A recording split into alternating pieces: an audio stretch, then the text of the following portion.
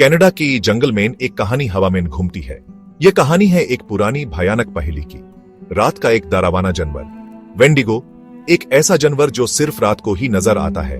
यह जंगलों में घूमता है, भूखा, हमेशा भूखा। इसकी भूख कभी खत्म नहीं होती। इसकी भूख एक गहरा गड्ढा। इसे इंसान का मांस चाहिए।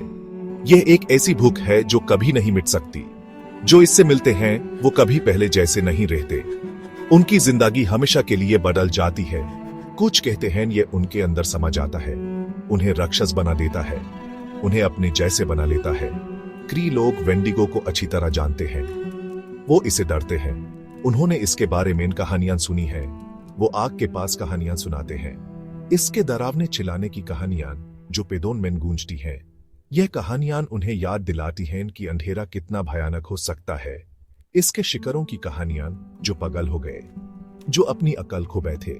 वेंडिगो सिर्फ एक राक्षस नहीं है, ये एक चेतावनी है। ये हमें याद दिलाता है कि हमारे अंदर भी एक अंधेरा छुपा है। हमारे अंदर चुपती अंधेरे की याद। ये अंधेरा कभी भी उभार सकता है, हमें अपने कब्जे में ले सकता है। साल था 1879। जागा, अल्बर्टा, कनाडा, एक ऐसी जगह जहां सर्दी अपनी चरम सीमा पर थी। जमीन पर बर्फ की चादर बिछी थी। एक सख्त सर्दी ने इलाके को अपनी पकड़ में ले लिया था। खाना कम था, जानवर गायब थे, जीवन जीने के लिए संघर्ष करना पड़ रहा था। लोग भूखे थे। उनमें से एक था स्विफ्ट रनर, एक प्रशिक्षित शिकारी। एक अच्छा आदमी जो अपने परिवार के लिए जीता था। वो अपने परिवार के साथ एक छोटी सी झोपड़ी में रहता था। झोपड़ी बर्फ से ढकी हुई थी। उनका खाना खत्म हो रहा था। दिन हफ्तों में बदल गए और सर्दी और भी सख्त होती गई। खाना घटता गया, मजबूरी बढ़ती गई। हर दिन एक नई चुनौती थी। स्विफ्ट रनर हर दिन शिकार करता था, लेकिन यूज कुछ नहीं मिलता था। बर्फ और सर्दी ने सब कुछ मुश्किल बना दिया था। उसका परिवार कमजोर होता गया। वो भूखे मर रहे थे। जीवन और मौत के बीच एक पतली सी लकीर थी। आखिरकार बाहर आ गई, बर्फ पिघल गई। गांव वालों ने खुशी मनाई, लेकिन स्विफ्ट रनर अकेले था। वो गांव वापस आया। वो पतला नहीं था, वो भूखा नहीं लग रहा था। गांव वालों को शक हुआ। उन्होंने उसके परिवार के बारे में पूछा। स्विफ्ट रनर चुप रहा। वो बस जमीन को घूरता रहा। गांव वालों ने उस दबाव डाला। उन्होंने जवाब मांगा। आखिरकार स्विफ्ट रनर ने सच बताया। उसने उन्हें एक डरावनी कहानी सुनाई, पागलपन और भूख की कहानी। उसने बताया कि उसने अपने परिवार को खा लिया।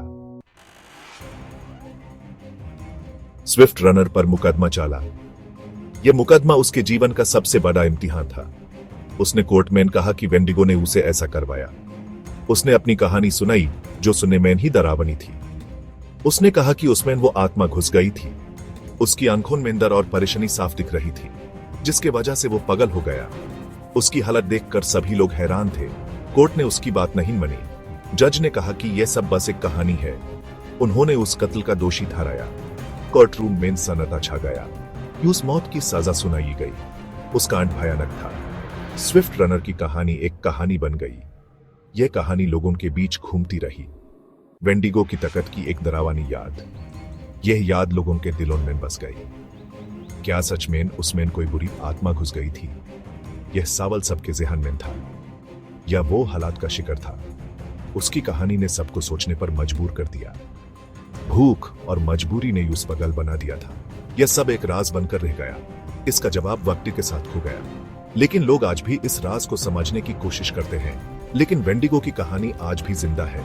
यह कहानी लोगों को डराती और सोचने पर मजबूर करती है। इंसान के दिल में चुपती अंधेरे की एक याद। यह याद हमेशा जिंदा रहेगी।